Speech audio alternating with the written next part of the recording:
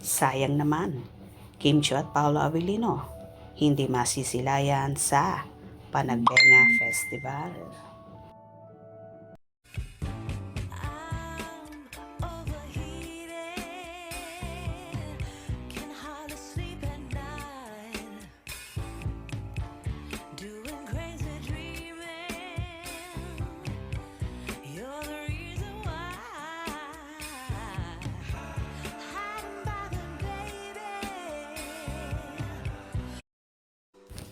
Disappointed ang mga fanay ni Kim Chiu at Paolo Avellino na excited na sanang magpunta sa Panagbenga ha.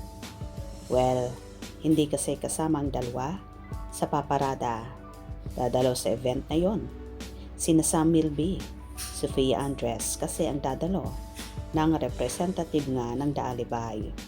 May tuturing na star-studded nga ang selebrasyon ng Panagbenga Kapamilya Caravan dahil maghahatid ng good vibes ang mga bida ng Roja na sina Donnie Pangilinan, Kyle Echari, Maymay Entrata, Yasi Pressman, Kai Montinola, AC Bonifacio, Harvey Bautista, Lou Yanong, Jello Marquez, Inigo Jose para makasama ang mga fanay sa Baguio. Makikijoin din sa kasiyahan ang What Lies Beneath cast na sina Janila Salvador, Jay Cuenca, JM De Guzman, Colette Madelo. Siyempre, haharanahin din ni Maki ang mga manonood kasama sina Brian Chong at Anne Rain. Siya nga pala malapit na rin magwakas sa ere ang seryeng Roja at What Lies Beneath habang magsisimula naman sa March 16 ang Daalibay.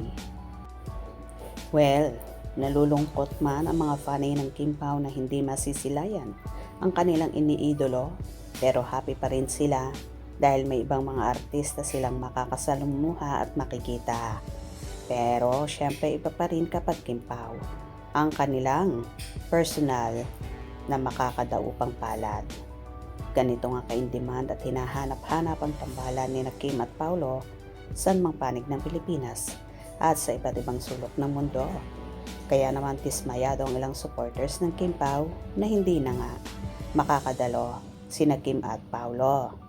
Busy na kasi ang dalawa sa rehearsal ng gagawin nilang world tour na mag-restart na ngayong darating na April hanggang May. Bukod pa dyan ay may araw-araw na show si Kimi ang It's Showtime. Kaya naman napaka-hectic talaga ang schedule ng dalaga. Bukod pa dyan ay ang kabi-kabilang commitments, endorsement, nahataw din ang actress.